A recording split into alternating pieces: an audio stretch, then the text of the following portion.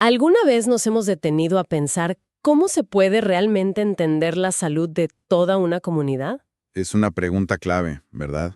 Sí, porque no es solo saber quién se enferma, es entender el por qué factores sociales, económicos influyen y si los servicios de salud, bueno, si están dando la talla. Exacto. Hoy justo vamos a explorar una herramienta diseñada para eso. Una herramienta muy interesante. Tenemos aquí una guía bastante completa sobre el análisis situacional de salud.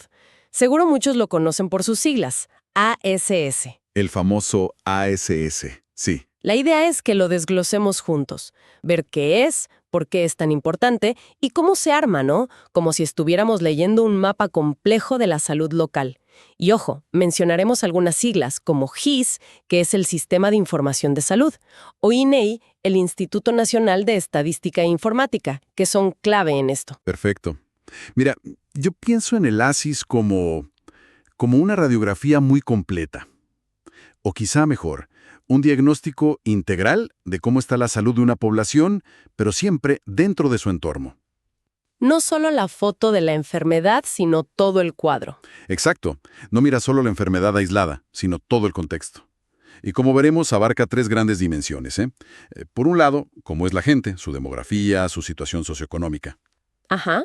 Por otro lado, el perfil de salud y enfermedad en sí mismo. Y tercero, cómo responde la sociedad, cómo responden los servicios de salud ante eso.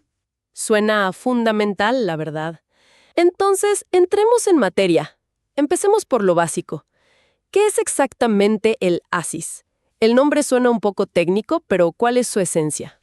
En esencia, es un proceso, no solo un documento, es un proceso continuo que combina análisis y síntesis.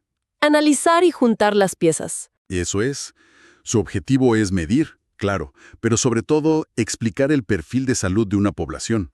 Y va más allá de solo listar enfermedades. ¿A qué te refieres con que va más allá? Aquí busca entender sus determinantes, esas causas profundas, ¿sabes? Muchas de ellas están fuera del sector salud propiamente dicho. Las condiciones de vida, la educación, el acceso a servicios básicos como agua, desagüe. Entiendo, las raíces del problema. Justamente. Y la finalidad última es muy clara, y yo diría que poderosa. Ayudar a tomar decisiones racionales, decisiones bien pensadas para satisfacer las necesidades de salud de la gente. Con un objetivo claro. Sí, y siempre bajo principios clave. Buscar la equidad, o sea, que todos tengan una oportunidad justa de estar sanos. Que no dependa de dónde naciste o cuánto ganas. Exacto. También la eficiencia en el uso de los recursos, porque, bueno, nunca sobran. Siempre son limitados. Y fomentar la participación social en las soluciones. El ASIS se basa en comprender esa interacción compleja entre cómo vive la gente y cómo se enferma o se mantiene sana, todo dentro de un territorio específico, una comunidad, un distrito. Entendido. Suena muy lógico y necesario. Pero, si es tan útil, ¿qué pasaba antes? O sea, ¿por qué surgió esta necesidad de formalizar un análisis como el ASIS? ¿Cuáles eran los problemas antes? Pues mira, los materiales que consultamos indican que antes de usar herramientas como el ASIS de forma sistemática, a menudo se trabajaba con un conocimiento bastante limitado de la realidad completa. Se intuía más que se sabía, quizás. Algo así. Y eso tenía consecuencias serias, claro. Las intervenciones, las acciones de salud no siempre eran estratégicas. A lo mejor apuntaban a problemas que no eran los más grandes o no atacaban las causas raíz. Se ponían parches en lugar de arreglar la fuga. Podría decirse así. Además, la participación de la comunidad y de otros actores importantes como el municipio u otras organizaciones solía ser escasa. Y sin datos, me imagino que era difícil pedir ayuda o presupuesto, ¿no? Claro. Costaba muchísimo negociar recursos o apoyo político sin tener datos sólidos que respaldaran las necesidades. La información que había, si es que había, muchas veces no se usaba de forma efectiva para tomar decisiones clave. ¿Y qué tipo de información predominaba? Predominaba una cultura de vigilancia muy enfocada solo en enfermedades específicas, las infecciosas sobre todo. Faltaba esa visión integral de la salud. Mirar el árbol y no el bosque. Exacto. Y la asignación de recursos pues se hacía muchas veces sin una priorización clara basada en evidencia. Eso llevaba a información fragmentada, a veces faltaba personal justo donde más se necesitaba y las decisiones se tomaban muy desde arriba, de forma centralista. O sea que el ASIS viene a ordenar la casa, por decirlo así, a poner método para conocer a fondo la situación y entonces poder actuar de forma más inteligente, más eficiente y sobre todo más justa. Exacto. Es pasar de la intuición o la reacción del momento a una planificación basada en evidencia real. Queda clara su función de diagnóstico, pero si vamos a lo concreto, ¿cuáles son sus propósitos? ¿Para qué les sirven el día a día a la gente que gestiona o trabaja en un centro de salud, por ejemplo? Tiene varios propósitos fundamentales, bien señalados en las fuentes. Primero, ayuda a definir con precisión las necesidades y prioridades de salud de esa población específica. Saber dónde apretar primero. Justo, no podemos atender todo a la vez, hay que enfocar los esfuerzos. Segundo, es clave para formular políticas de salud que sean coherentes con la realidad, y también para evaluar si las que ya existen son pertinentes o necesitan cambios. Para no hacer políticas desde un escritorio lejano. Exacto. Tercero, permite diseñar estrategias concretas. ¿Qué hacer en promoción de la salud? ¿Cómo prevenir mejor ciertas enfermedades? ¿Cómo controlar los daños de las que ya están presentes? Acciones prácticas. Sí. Y algo interesante, un buen ASIS te permite incluso construir escenarios futuros, o sea, proyectar cómo podría evolucionar la salud de la comunidad si siguen ciertas tendencias o si implementamos tal o cual intervención. Como mirar un poco hacia adelante. Ajá. Y no menos importante, es una herramienta potentísima para la negociación política y la abogacía en salud. ¿Cómo así? Te permite ir a pedir presupuesto o más personal, o apoyo de otros sectores, pero con datos objetivos en la mano. Sustenta tus pedidos. Ya no es un necesitamos esto porque sí, sino un necesitamos esto porque los datos muestran X o Y. Exactamente. Le da mucho más peso a tus argumentos. Me imagino lo útil que debe ser para un director de hospital o de una red de salud, pero también para el equipo que está ahí en el puesto de salud, en la comunidad, quizás cuando hacen sus serums, el servicio rural, poder usar datos concretos para justificar por qué necesitan algo. Totalmente. Los usos prácticos son múltiples y benefician a todos los niveles. Por ejemplo, permite identificar tendencias. ¿Cómo qué? Ver si están aumentando las enfermedades crónicas como diabetes o hipertensión, si están disminuyendo las infecciosas, si están surgiendo problemas nuevos como temas de salud mental que antes no se veían tanto. Sí, hay zonas dentro del distrito o grupos de personas que tienen peores indicadores de salud o que tienen menos acceso a los servicios. ¿Estamos distribuyendo los recursos de forma justa? El ASIS te lo muestra. Pone el dedo en la llaga, digamos. Exacto. Y con eso, facilita establecer prioridades y focalizar las intervenciones. ¿Dónde actuar primero? ¿Con qué tipo de servicios? Basándose en qué tan grande y qué tan grave es cada problema. Decisiones más estratégicas. Sí. Además, fortalece la capacidad de gestión del propio personal de salud al darles una herramienta para analizar su realidad. No solo atender, sino también pensar cómo mejorar. Eso es. Y es un insumo esencial para la planificación, como cuando se elaboran los planes locales de salud, los PLS, y también para proponer reformas o mejoras en los servicios. Y para el equipo mismo. Potencia su capacidad de propuesta. Les da argumentos sólidos, basados en datos, para proponer cosas nuevas o pedir cambios. Como el ejemplo que se mencionaba en la guía, usar los datos del ASIS sobre cuántas veces se corta la luz y cómo eso afecta a las vacunas. Ajá, la cadena de frío. Para ir al municipio y convencerlos de que es urgente que apoyen con un generador eléctrico para el puesto de salud. Ahí se ve clarito el poder de la información bien usada. Ese es un ejemplo perfecto de cómo el ASIS pasa del papel a la acción concreta. Suena como una herramienta casi indispensable, la verdad. Pero, como todo lo bueno, llevarla del papel a la realidad seguro tiene sus complicaciones, ¿no? ¿Cuáles son los principales retos para que la ASIS funcione de verdad y no sea solo un trámite más? Sin duda, implementarlo y que sea efectivo tiene desafíos importantes. Los documentos consultados resaltan dos retos principales, que están muy ligados. ¿Cuáles serían? El primero es lograr que la ASIS se incorpore realmente a la cultura institucional. ¿Qué quieres decir con cultura institucional? Que deje de ser visto como un requisito burocrático más, un informe que hay que entregar en tal fecha, y se convierta en una herramienta viva, útil, que todos en el equipo de salud consultan y usan en su trabajo diario. Que no sea solo para cumplir. Exacto. Y el segundo reto, muy conectado, es garantizar que el ASIS responda a las necesidades técnicas reales y que, y esto es fundamental, se utilice para la toma de decisiones. Que no termine guardado en un cajón. Justamente, Que sus hallazgos, sus conclusiones, realmente informen la planificación, cómo se asignan los recursos, cómo se diseñan los programas de salud. El famoso síndrome del documento que acumula polvo en la oficina del director. ¿Cómo se lucha contra eso? ¿Qué implica de verdad hablar de una cultura del ASIS? Exacto, ese es el riesgo. Una cultura del ASIS, como se plantean los textos, implica verlo como un instrumento de gestión cuya responsabilidad es colectiva. No solo del jefe o del estadístico. Para nada. Es responsabilidad de todo el equipo de salud. Debe ser un soporte constante para el asesoramiento técnico a quienes dirigen los servicios, pero también para el personal de campo. Un trabajo de equipo. Si requiere un trabajo sostenido en el tiempo, no es algo que se hace una vez y ya.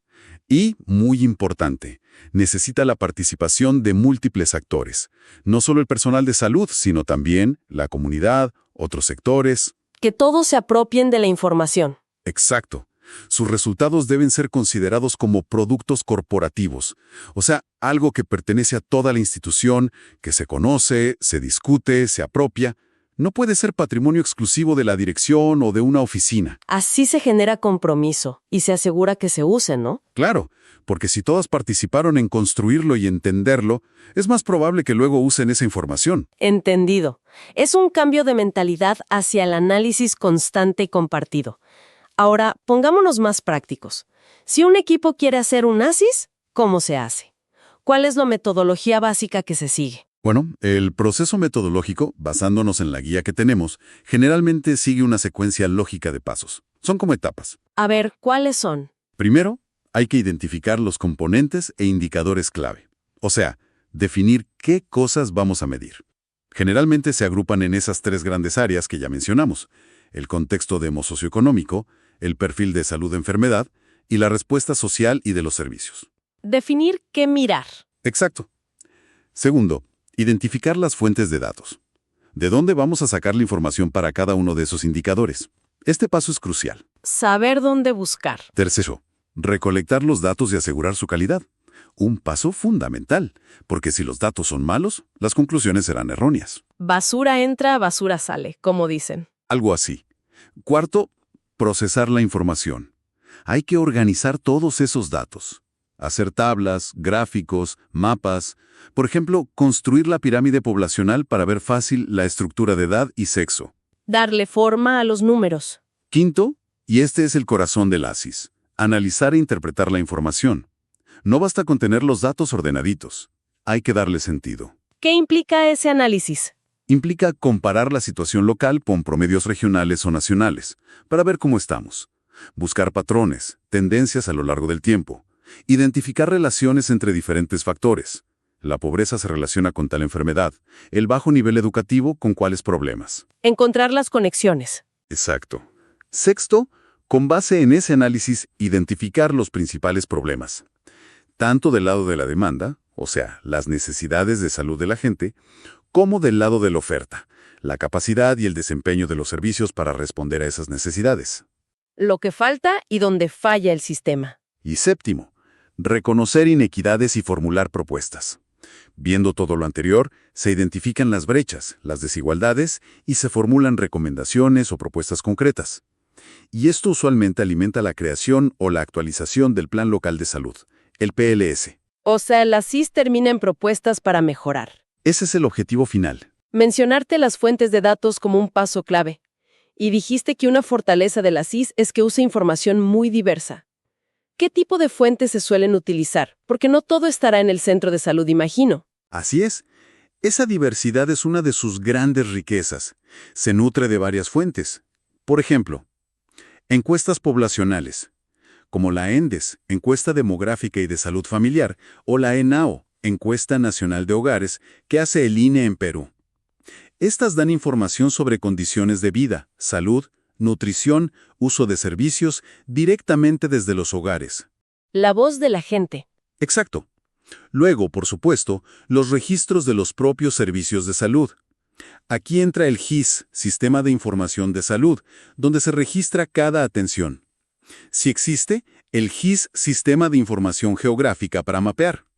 Los registros de vigilancia epidemiológica para enfermedades específicas. Informes de programas como vacunación o tuberculosis. Y los datos de mortalidad y morbilidad que se registran en los establecimientos. La información que genera el sistema mismo. Sí, pero a veces eso no basta. Entonces se recurre a estudios especiales, investigaciones más específicas, que pueden incluir estudios cualitativos como entrevistas o grupos focales, o estudios antropológicos o sociológicos. Estos son muy valiosos para entender percepciones, barreras culturales o dinámicas sociales a nivel local que los números solos no te muestran. Para entender al porqué detrás de los números. Justamente. También se usa información de otros sectores, datos de agricultura, de economía local, de educación, de transporte, del ambiente, que pueden ser clave para entender los determinantes sociales, y también información de ONGs que trabajen en la zona. Una visión más amplia. Y finalmente, los registros institucionales propios, los planes locales de salud anteriores, las evaluaciones de metas que se hicieron, informes de gestión, todo sirve. Es realmente juntar muchas piezas de un rompecabezas. ¿Podríamos explorar un poquito más esas tres grandes áreas o componentes que se analizan? Mencionamos A, contexto, B, salud, enfermedad y C, respuesta social. ¿Qué tipo de información específica se busca en cada una? Claro que sí. Desglosemos brevemente cada componente como lo presenta la guía. El componente A, que es la situación demográfica, cultural y socioeconómica, busca pintar el cuadro completo del entorno donde vive la gente. El escenario. Eso es, incluye, por ejemplo, aspectos culturales y sociopolíticos. Aquí se mira la presencia de grupos religiosos y sus posturas sobre temas de salud, como planificación familiar o vacunas, la situación de la mujer en esa comunidad, las creencias y prácticas populares en salud. ¿La gente usa curanderos? ¿Hay parteras tradicionales? La cultura local influye mucho. Muchísimo, y algo crucial aquí, la presencia de lenguas nativas, como quechua o aymara en muchas zonas de Latinoamérica, y la necesidad de que los servicios tengan pertinencia cultural, o sea que la atención respete y se adapte a las costumbres y la lengua local. Que el personal pueda comunicarse y entender. Fundamental.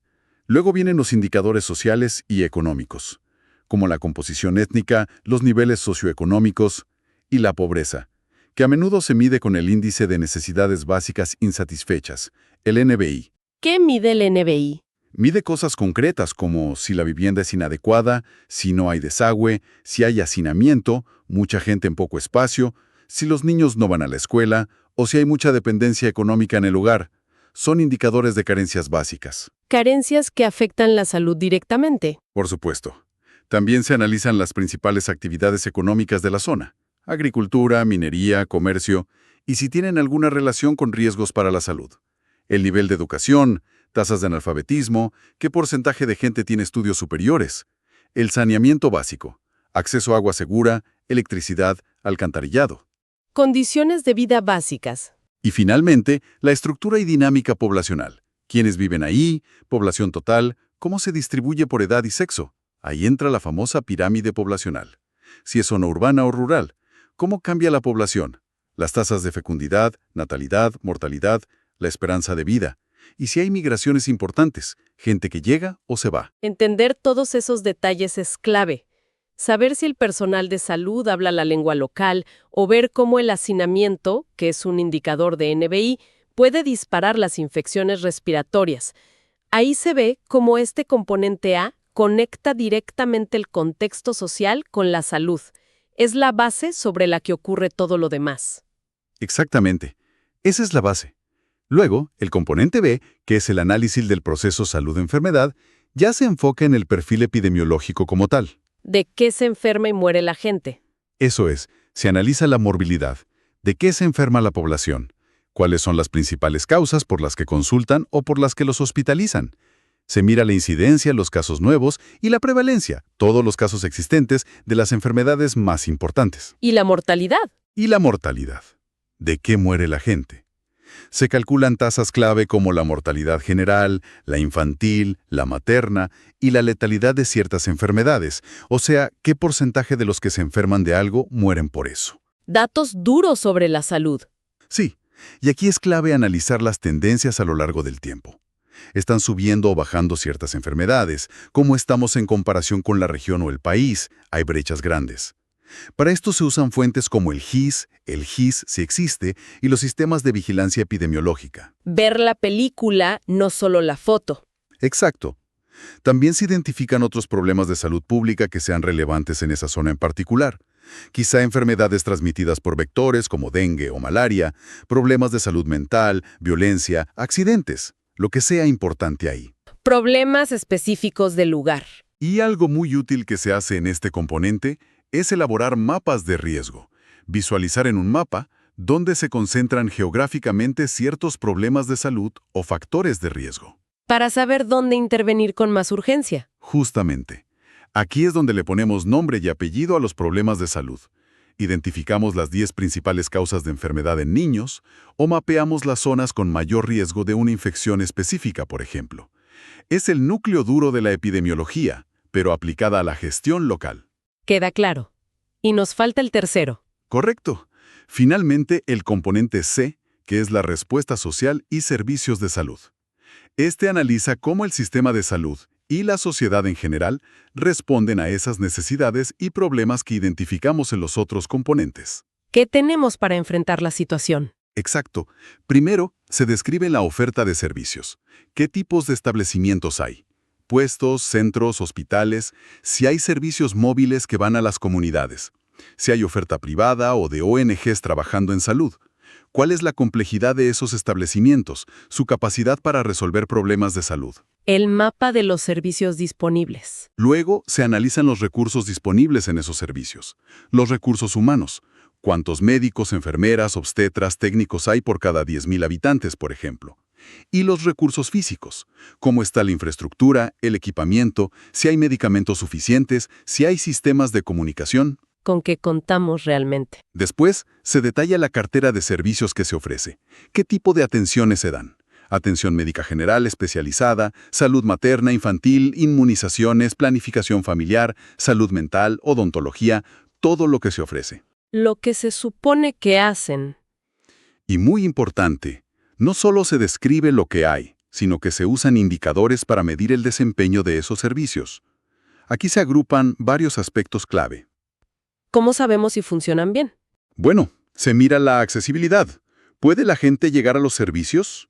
Esa es la accesibilidad geográfica, medida en tiempo de viaje, por ejemplo. Si viven muy lejos. Exacto. Luego, ¿pueden pagarlos? Es la accesibilidad económica. ¿Cuánto cuestan las consultas, los medicamentos? Si hay exoneraciones para los más pobres. El factor bolsillo. También la accesibilidad cultural. Hay barreras por el idioma o por creencias que impiden que la gente use los servicios. Y la administrativa. ¿Los trámites son fáciles? ¿Los tiempos de espera son muy largos? ¿Todas las barreras que puede encontrar la gente? Sí. Luego se mide la disponibilidad. ¿Hay suficiente personal clave donde y cuando se necesita? ¿O hay puestos sin médico o falta personal en las noches? Si hay quien atienda.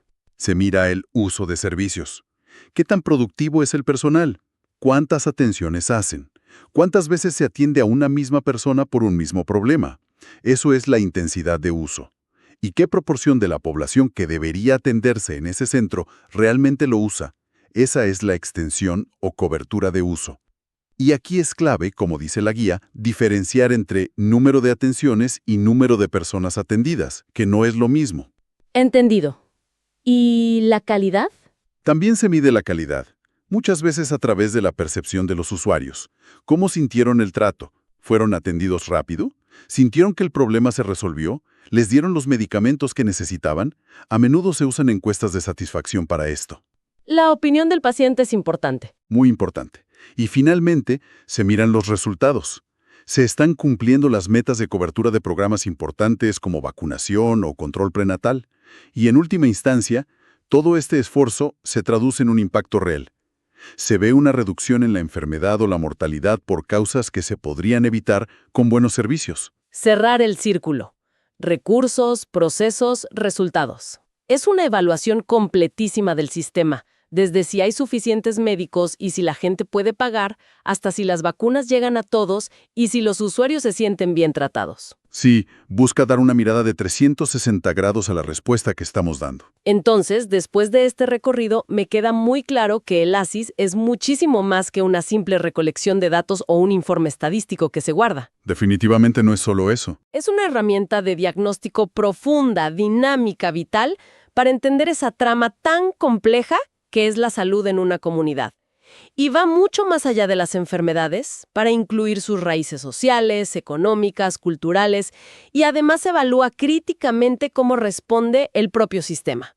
Has captado la esencia perfectamente. Parece fundamental para poder planificar de verdad, para que las acciones respondan a las necesidades reales, para asignar los recursos, que siempre son escasos, donde más impacto puedan tener.